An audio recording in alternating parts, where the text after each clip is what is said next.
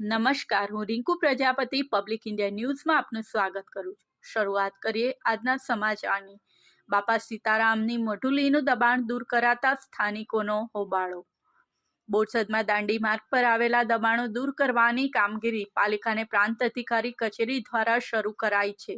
શુક્રવારે નગરમાં આવેલા બાપા સીતારામની મઢુલીનું દબાણ દૂર કરવા તંત્ર પહોંચતા ભક્તો સહિતના સ્થાનિકોએ હોબાળો મચાવ્યો હતો. જોકે પોલીસની મદદથી તંત્ર દ્વારા દબાણ દૂર કરાયું હતું. જ્યારે શ્રદ્ધાળુઓ દ્વારા પ્રાંત અધિકારી કચેરીએ રજૂઆત કરાઈ હતી અને અન્ય દબાણો દૂર નહીં કરાય તો આંદોલનની ચીમકી ઉચ્ચારી હતી.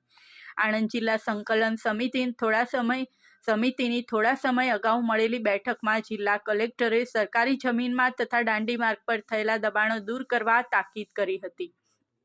જે સંદર્ભે બોરસદ પાલિકા તથા પ્રાંત અધિકારી કચેરી દ્વારા બોરસદમાં મામલતદાર કચેરીની બાજુમાં આવેલી 10 વર્ષ જૂની બાપા સીતારામની મઢુલીનું દબાણ દૂર કરવામાં આવ્યું હતું.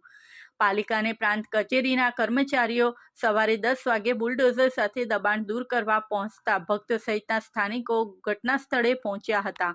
તેમજ મંદિરનું દબાણ દૂર કરવા બાબતે ઉગ્ર વિરોધ કર્યો હતો. તેમજ તંત્ર દ્વારા દાંડી માર્ગ પરના અન્ય દબાણો દૂર કરવાના બદલે માત્ર મંદિરના દબાણ દૂર કરવામાં આવતા હોવાના આક્ષેપ ભક્તોએ લગાવ્યા હતા. તેમજ કેટલાક રજૂઆતકર્તાઓ પ્રાંત અધિકારી કચેરી રજૂઆત માટે પહોંચ્યા હતા.